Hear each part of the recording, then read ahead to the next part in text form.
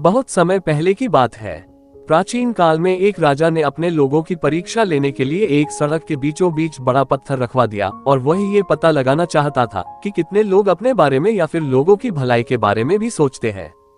फिर ऐसा करने के बाद राजा भेष बदलकर पास की झाड़ियों में छुप गया और वहां से गुजरने वाले लोगों पर निगाह रखने लगा। इसके बाद उस रास्ते से पहले कुछ व्यापारी गुजरे, फिर उस बड़े पत्थर को देखकर वे पत्थर के दूसरी तरफ से निकल गए। इस तरह उस रास्ते से कई लोग गुजरे, लेकिन किसी ने उस बड़े पत्थर को रास्ते से हटाने का निर्णय नहीं लिया और लोग दूसरी तरफ से निकल जाते थे।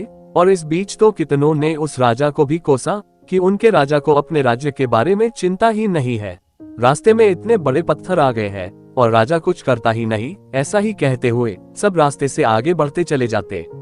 फिर उसी रास्ते से एक किसान अपनी बैलगाड़ी से सब्जियों को लेकर जा रहा था। फिर वह बीच सड़क में इतना विशाल पत्थर देखकर रुक गया और सोचने लगा, मैं तो यहाँ से आसानी से निकल सकता हूँ, लेकिन और कई लोगों को इस रास्ते से गुजरने पर दिक्कत हो सकती है। और फिर उसने उस बड़े पत्थर को हटाने का निश्चय किया और फिर उसने बैलगाड़ी से पत्थर को धक्का देकर सड़क के एकदम किनारे लगा दिया, जिससे उस सड़क पर फिर से पूरी जगह मिल जाए।